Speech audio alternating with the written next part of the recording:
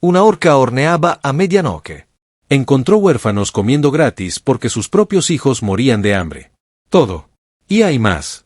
Era pasada la medianoche cuando Adlund abrió la puerta de la panadería, empapado por la lluvia, buscando solo un rincón seco donde esperar a que pasara la tormenta. Encontró algo completamente distinto. Una orca estaba junto al hogar de piedra, espolvoreado con flores, moviéndose con la silenciosa eficiencia de quien lleva horas en esto. Las velas ardían bajas en el estante de madera. Alrededor de la tosca mesa de Uneed estaban sentados 6 niños, ninguno de ellos suyo, comiendo pan caliente en silencio, demasiado hambrientos para hablar. No les cobraba. Lo vio de inmediato. No había monedas en la mesa, ni libro de cuentas, ni cambio, solo pan, y más pan del horno de barro que había detrás de ella. Se quedó en la puerta más tiempo del debido, mientras la lluvia goteaba de su abrigo sobre el suelo de piedra. Su trenza matutina estaba medio deshecha. Pequeñas cuentas de arcilla se ensartaban cuidadosamente en lo que quedaba. De esas que las madres orcas hacen solo tras perder a alguien a quien nunca podrán reemplazar. Aún no lo había notado. Observaba a los niños comer, con una expresión entre el alivio y una pena tan vieja que se le había metido en los huesos como el invierno. En el estante, detrás de ella, había 2 tacitas hechas a mano con arcilla de río, de esas que las madres hacían para la primera bebida de sus hijos. Estaban vacías. Llevaban mucho tiempo vacías. Adlan no se fue. La panadería de Millet Lane había pertenecido a Adán Faro durante 6 años.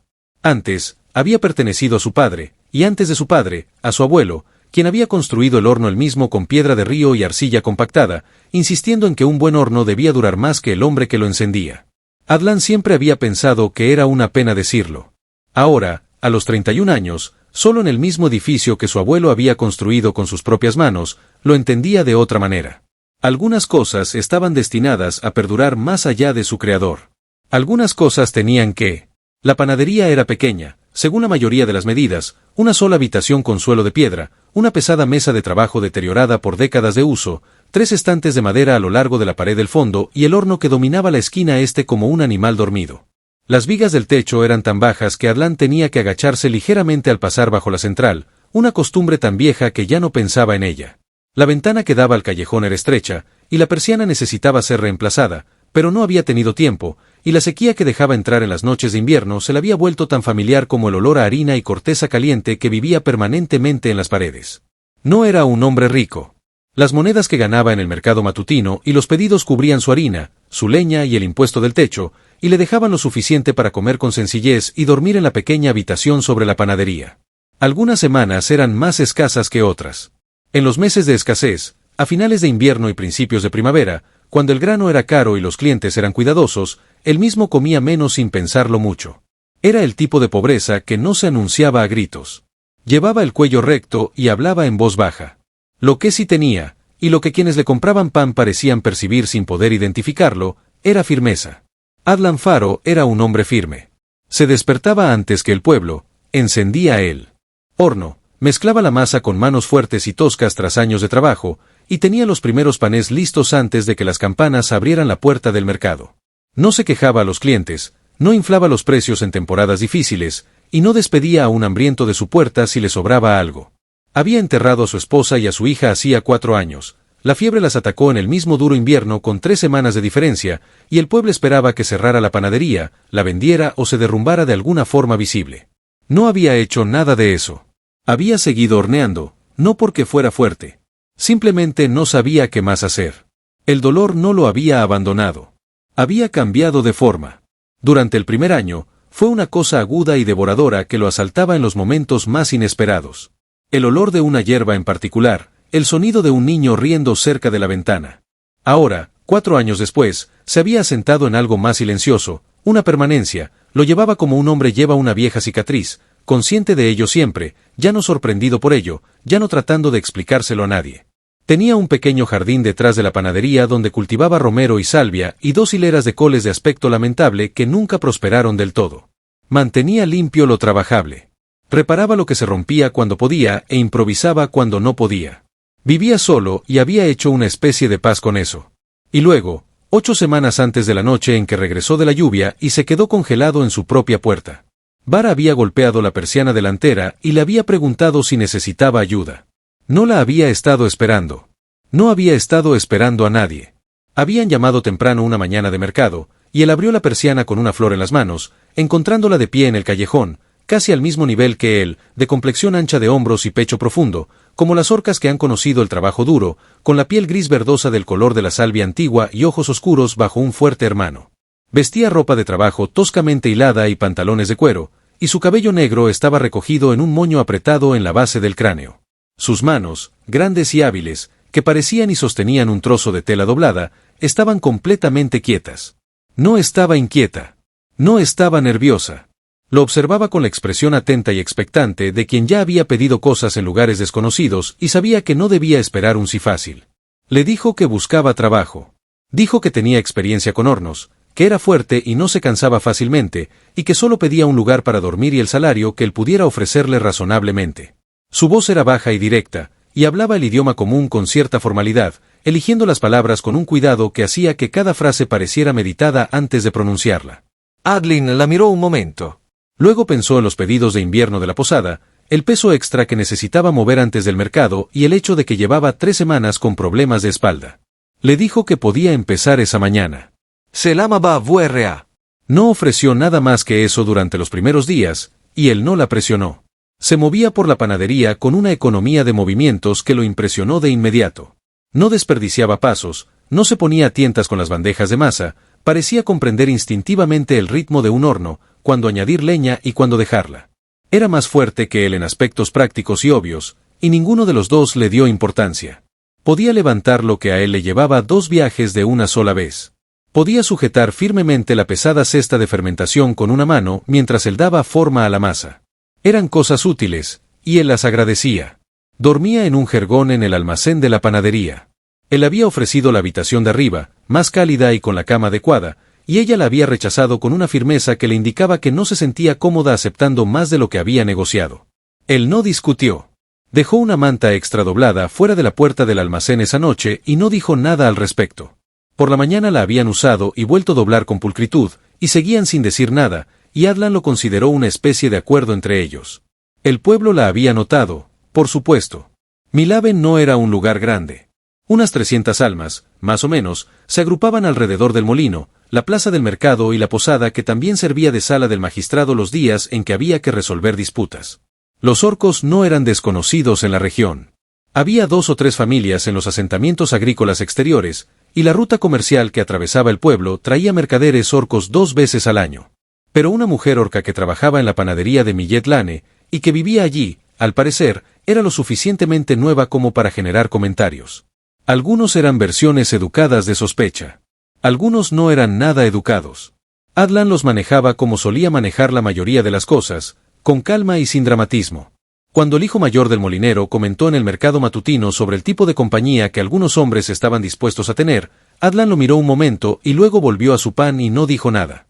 Cuando la vieja Meret, de la tejeduría, dijo que no estaba segura de sentirse cómoda enviando a sus nietos a comprar pan a una tienda que empleaba a una orca, Adlan le agradeció que se lo dijera y le dio la última hogaza gratis, sin cambiar nada.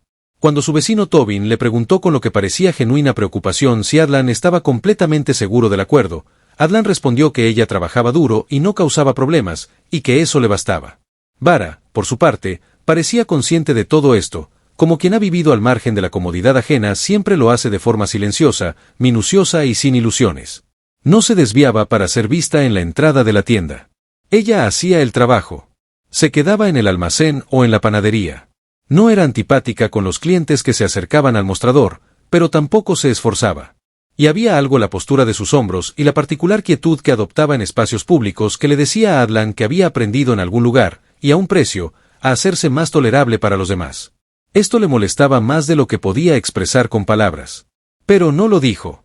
Lo que sabía de ella después de 8 semanas trabajando codo con codo desde antes del amanecer hasta la tarde era esto: era precisa, hábil y excepcionalmente capaz. Tenía un sentido del humor seco y sobrio que a veces afloraba por las noches cuando limpiaban, con una voz tan plana que a veces se reía antes de entender del todo el chiste. Comía con cuidado, tomando siempre menos de lo que le ofrecían, como si aún no estuviera del todo segura de que el acuerdo se mantuviera y no quisiera que la pillaran tomando demasiado. A veces tenía pesadillas. Él la oía desde el almacén a través de la pared, no a menudo, y ella nunca hacía mucho ruido, pero él sabía la diferencia entre los sonidos del sueño y la angustia.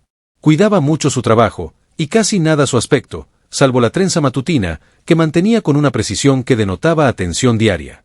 Él no había preguntado por la trenza. No había preguntado por gran cosa.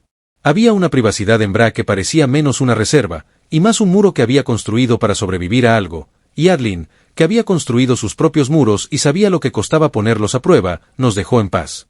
Pero ahora, de pie en su puerta a medianoche, con la lluvia goteando de su cuello, 6 niños hambrientos comiéndose su harina, su leña y su tiempo, y Vara moviéndose entre el hogar y la mesa con la calma concentrada de quien no lo hacía por primera vez. Algo cambió en él. No era ira, ni el cálculo práctico de lo que esto le había costado, sino algo completamente distinto. Se quedó allí el tiempo suficiente para verla poner un segundo panecillo en las manos del niño más pequeño, un niño de unos 5 años con la cabeza rapada y ojos enormes, quien lo tomó con ambas manos como hacen los niños hambrientos, como si temiera que se lo devolvieran. Observó al niño comer. Su rostro, a la tenue luz de la vela, no era precisamente suave. No era un rostro suave, pero lo que se reflejaba en él en ese momento de descuido era algo que él reconocía. Lo había visto en el espejo años después de la fiebre. La expresión de quien ha aprendido a sobrellevar la pérdida poniéndola a prueba. Salió de nuevo bajo la lluvia y permaneció un buen rato bajo el estrecho alero del alféizar. No estaba evitando la situación. Estaba decidiendo cómo abordarla. Cuando por fin volvió a entrar, hizo ruido. Un roce deliberado de la puerta, un puñetazo, un golpe contra el marco. Para cuando entró del todo, Vara se había girado y los 6 niños lo miraban con distintos grados de alarma. Miró a su alrededor. Miró el pan. La miró a ella. Luego acercó un taburete, se sentó y le preguntó si quedaba suficiente para otro. El silencio que siguió duró apenas un instante de más. Entonces Vara volvió a la rejilla para enfriar y puso un panecillo en la mesa, frente al espacio vacío junto al niño más pequeño. No se lo explicó. Él no se lo pidió. Se sentó a comer pan en su propia panadería a medianoche con 6 niños huérfanos y una mujer orca que los había estado alimentando en secreto por razones que aún desconocía. Y afuera llovió y las velas ardieron menos, y fue lo menos solo que se había sentido en 4 años. En los días siguientes, no hablaron directamente de lo que había visto. Los niños no regresaron de inmediato. La noche después de la tormenta fue despejada y fría, y las noches posteriores fueron tranquilas, pero Adlan notó cosas que antes no había notado por estar demasiado ocupado. Los niveles de flores en el estante bajo a veces eran más bajos por la mañana de lo que deberían haber sido según sus cálculos. La pila de leña junto al horno se agotaba ocasionalmente, superando la cantidad necesaria para hornear el día anterior. Pequeñas cantidades prudentes, las que uno toma cuando se esfuerza por no ser descubierto. Dejó de contar. También empezó a dejar el banco de leña un poco más abajo al final de cada día para que fuera más fácil subirlo de nuevo por la noche sin molestar a los vecinos, y empezó, sin comentarlo, sin darle importancia, a dejar el estante inferior de flores abastecido un poco más generosamente de lo estrictamente necesario. Vara lo notó. Lo notó por el ligero cambio en la forma en que lo observaba durante el trabajo matutino. No con menos cansancio exactamente, sino con un cansancio diferente, como si estuviera recalculando algo. Había sido panadero el tiempo suficiente para saber que algunas cosas mejor se dejaban levar solas. No hablaba de su propio pasado con facilidad, pero vivía en la panadería como las cosas viejas, en las muescas del marco de la puerta donde había marcado la altura de su hija 3 veces antes de que muriera. En el pequeño gancho de hierro junto a la chimenea, donde su esposa siempre colgaba su chal de invierno y donde él aún colgaba su abrigo por costumbre, en la sencilla taza de madera que usaba cada mañana para beber el agua que primero había sido suya. Su esposa se llamaba Dela. Su hija se llamaba Ren. Tenía 2 años cuando la fiebre la atacó. La fiebre había llegado de los asentamientos ribereños con los comerciantes de otoño y se había propagado por el pueblo con una intensidad que la curandera decía no haber visto nunca en 30 años de práctica. Primero Dela, luego Ren 6 semanas después, y Adeline se quedó de pie en una panadería que de repente parecía enorme por todos lados. Siguió horneando porque Dela se lo habría dicho. Ella había sido práctica, como quienes crecen en la pobreza no suelen ser duros, sino perspicaces ante la necesidad. Amaba la panadería y amaba el trabajo, y le habría parecido inexcusable que él parara. Podía oírla decirlo. En los peores meses, esa voz imaginaria había sido lo único que lo levantaba antes del amanecer. No había aceptado la pérdida. Había llegado a una especie de acuerdo con ella. La había guardado en un lugar donde pudiera llevarla y seguir trabajando. Y había conservado las 2 pequeñas muescas en el marco de la puerta, el gancho de hierro y la taza de madera. Y había llenado sus días tan plenamente con pan, fuego y las pequeñas necesidades para mantener un negocio a flote que la pena, la mayor parte del tiempo, no encontraba espacio suficiente para extenderse. No buscaba a nadie. No esperaba nada. Había decidido, más o menos, que la vida que tenía era la vida que tenía y que le bastaba, y que desear más era un lujo que había desperdiciado. La historia de Bar le llegó a trocitos, no de golpe, y no porque ella se la ofreciera libremente. Le llegó como las verdades difíciles suelen surgir de lado, al margen de otras conversaciones, en cosas que se le escapaban y luego no se arrepentía. 3 años antes de llamar a su puerta, vivía con su clan en las tierras montañosas del norte. Los Colmillo del Ocaso, un clan de tamaño mediano cuyo territorio limitaba con los asentamientos agrícolas humanos a lo largo del río. La habían emparejado con un guerrero llamado Anik, un hombre serio, según todos los informes, y muy respetado en el clan, y tuvieron 2 hijos. Los nombres de los niños, como Adlan descubriría más tarde, eran Koru y Mit. Koru tenía 4 años. Inklontiaka, 2. El invierno que los atrapó fue una catástrofe particular. No un solo desastre, sino una lenta acumulación de otros más pequeños. Un verano seco había reducido la cosecha. Una helada temprana había destruido lo que quedaba. Las rutas comerciales de los asentamientos del sur se habían cortado por una disputa fronteriza que se prolongó durante el otoño y los meses fríos, interrumpiendo el intercambio de grano del que los Colmillo del Ocaso habían dependido en años de escasez. Anik murió en un accidente de caza a principios de otoño, antes de que llegara la peor parte. Vara se quedó sola con 2 niños pequeños, provisiones insuficientes y un clan demasiado desbordado para compensar las carencias de cada familia. Ella lo había dado todo. Ella misma había comido casi nada durante semanas, estirando lo poco que le quedaba hasta el límite. No había sido suficiente. Kuru fue el primero en irse en lo más profundo de aquel invierno. Su pequeño cuerpo simplemente no podía sostenerse más con lo que encontraba. Mit le siguió 3 semanas después.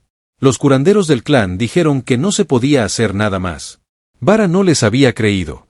Seguía sin creerlo. Se había quedado con los Colmillos del Ocaso un año más, vacía y mecánica, cumpliendo con sus deberes, hablando cuando se le dirigían y estando presente en su cuerpo mientras algo esencial en ella se había apagado por completo. Luego, a principios de la primavera siguiente, empacó lo que pudo cargar y caminó hacia el sur. No había abandonado formalmente el clan. No existía una salida formal en la costumbre de los Colmillos del Ocaso. O pertenecías al clan o no. Pero se marchó sin mirar atrás, y nadie la había seguido. Durante un tiempo, realizó diversos trabajos en los asentamientos fronterizos, levantamiento de cargas pesadas, limpieza de campos, trabajos de construcción donde su fuerza era útil. No se quedó mucho tiempo en ningún sitio. No buscaba un lugar donde quedarse. Buscaba, sin nombrarlo, algo que hacer con las manos y que no le dejara demasiado silencio que llenar. Milaven había sido una casualidad. Una carreta la había traído hasta allí. El carretero le había pagado por ayudarla a descargar, y el dinero le había bastado para pasar unas cuantas noches en la posada. A la segunda mañana, pasó junto a la panadería de Millet Lane y olió a pan horneándose y oyó a alguien dentro maldiciendo una masa que no se estaba uniendo bien. Y sin decidirse, llamó. No había planeado quedarse. Tampoco había planeado a los niños, los huérfanos, que habían empezado a llegar a la puerta de la panadería por las noches, atraídos por el olor del horno y el rumor que se extendió como todos los rumores entre los hambrientos y los olvidados, de que la horca de la panadería de Millet Lane no rechazaría a un niño. No se lo había propuesto. La primera vez había sido un impulso. 2 niños acurrucados en el callejón bajo la lluvia, con el horno aún caliente y harina en el estante. Después de eso, se había convertido en una especie de necesidad. No para ellos, aunque lo necesitaran. Para ella, no podía salvar a Koru y a Mit. No podía volver atrás. No podía deshacer el invierno que se los había llevado ni la impotencia que la había devorado por dentro. Pero podía levantarse a medianoche, encender el horno, hornear pan y alimentar a los niños que aún estaban allí para ser alimentados. Podía hacerlo. Podía seguir haciéndolo. En una vida que había sido despojada de casi todo, esto era algo que aún podía controlar. Que ningún niño pasara hambre por el frío de su propia panadería mientras sus manos aún trabajaran y el estante de flores estuviera lleno. Las 2 tazas de arcilla en el estante, las que sus propias manos moldearon al estilo del colmillo del crepúsculo, una para cada niño, la primera taza que una madre hacía para que su hijo bebiera agua limpia. Las había traído desde el territorio de la colina en el fondo de su mochila, envueltas en la misma tela que había usado para envolver sus pequeños cuerpos cuando los llevó al cementerio. No había tenido la intención de ponerlas en el estante. Las había sacado una noche, cuando el peso de llevarlas escondidas le parecía excesivo, y las había dejado allí a la luz de las velas, sin poder volver a guardarlas. Adlan aprendió la mayor parte de esto no de una sola conversación, sino de la acumulación de muchas pequeñas, de un comentario casual sobre los inviernos del norte que encierra demasiado conocimiento para ser casual, de la forma en que a veces se detenía mientras daba forma a un panecillo y lo sostenía un instante con ambas manos antes de dejarlo. De la noche, 3 semanas después de la tormenta, cuando él trabajaba hasta tarde y en orden, y ella salió del almacén sin poder dormir, se sentó junto a la mesa de trabajo sin decir palabra. Tras un largo silencio, él le preguntó con cuidado, dejándole margen de maniobra para negarse, si quería hablar de las tazas. Ella miró el estante un buen rato. Luego le dijo sus nombres. Él no se disculpó, aunque sí lo hizo. No llenó el silencio con palabras tranquilizadoras ni explicaciones. Se había sentado con ella en la tranquilidad de la panadería, mientras el horno se enfriaba y la vela se consumía, y había comprendido algo en ella que no habría podido expresar con palabras, que llevaba mucho tiempo haciendo algo inmensamente solitario e importante, y que lo hacía sola, y que esta noche, al menos, no lo hacía. Cambió las cosas entre ellos, no de repente, no de una forma que se anunciara por sí misma, sino en los pequeños detalles cotidianos que más importan. Él dejó de fingir que no se daba cuenta cuando el estante de flores estaba más bajo de lo debido. Ella dejó de fingir que no se había dado cuenta de que él lo mantenía lleno. Este acuerdo tácito de no actuar ignorando la bondad del otro abrió algo entre ellos. No intimidad exactamente, todavía no, sino honestidad, la disposición a dejar que la otra persona viera lo que realmente estaban haciendo. Ella empezó a contarle algunas noches cuando esperaba a los niños, sin muchos detalles, solo 1 o 2 palabras, esa noche tal vez, o dentro de 2 o 3 noches. Y esas noches, Adán encontraba motivos para trabajar hasta tarde. No lo hacía evidente. Simplemente estaba allí. Y cuando los niños volvían del frío y la oscuridad del callejón, se hacía útil, avivaba el fuego, sacaba agua del barril, encontraba velas extra en el estante, procuraba que no pareciera supervisión. No era supervisión. Simplemente no quería que ella estuviera sola con eso nunca más. Los niños eran un grupo variado, en su mayoría humanos, pero 2 de ellos eran hijos de una familia de orcos que se habían establecido en el barrio agrícola exterior. Eran herbudos, de ojos oscuros e inicialmente muy inseguros con Adlan, cuya presencia en la cocina a medianoche era nueva y desconcertante. Bar lo suavizó sin darle mayor importancia. Simplemente siguió haciendo lo que hacía, y los niños se acomodaron porque ella se acomodaba, y Adlan comprendió que tenía derecho a estar allí bajo sus condiciones y se cuidó de atenerse a ellas. Aprendió cosas sobre ella que de otro modo no habría sabido. Era mejor panadera que él. Él llevaba 15 años haciendo esto, y ella 8 semanas, y ya había mejorado. No en cuanto a experiencia. Todavía le daba igual los pedidos y las cantidades de mercado. Pero en cuanto al tacto, tenía una habilidad intuitiva y precisa con la masa, sabiendo cuando estaba lista solo con el tacto, sabiendo cuánto calor retenía el horno con solo acercar la mano a la boca sin introducirla. Cuando él se lo señaló, ella dijo con la frialdad que caracterizaba su forma de hablar, que su madre había horneado para el clan y que había aprendido de joven. No dijo más. Él no la presionó, pero notó que la mención de su madre era una de las pocas veces que su expresión perdía su firmeza característica y se volvía abierta por un instante. Ella, a su vez, aprendió cosas sobre el que desconocía. Había asumido, como a veces se hace cuando alguien es tranquilo y reservado, que o era muy reservado o simplemente no le interesaba que lo conocieran. Poco a poco descubrió que no era ni lo uno ni lo otro. Era tranquilo porque era cuidadoso. Decía cosas que sentía y no decía cosas que no sentía. Cuando ella le preguntó una vez, mientras trabajaban codo con codo en un gran pedido, y entrando en el ritmo relajado y paralelo que producía el trabajo, como había llegado a dirigir la panadería solo, le habló de Dela y Ren sin evasivas ni dramatismo. Dijo sus nombres. Le contó la edad de Ren. Dijo que la panadería había sido lo que lo mantenía en marcha, y que algunos días todavía lo era. Vara había guardado silencio durante mucho tiempo después de esto. Entonces dijo que entendía lo que era tener una tarea que te mantenía en marcha cuando ya no tenías motivos para hacerlo solo. Él la miró. Ella miró la masa. Ninguno dijo nada más, y ninguno necesitaba hacerlo. Las diferencias culturales entre ellos eran reales y a veces creaban pequeños malentendidos que con él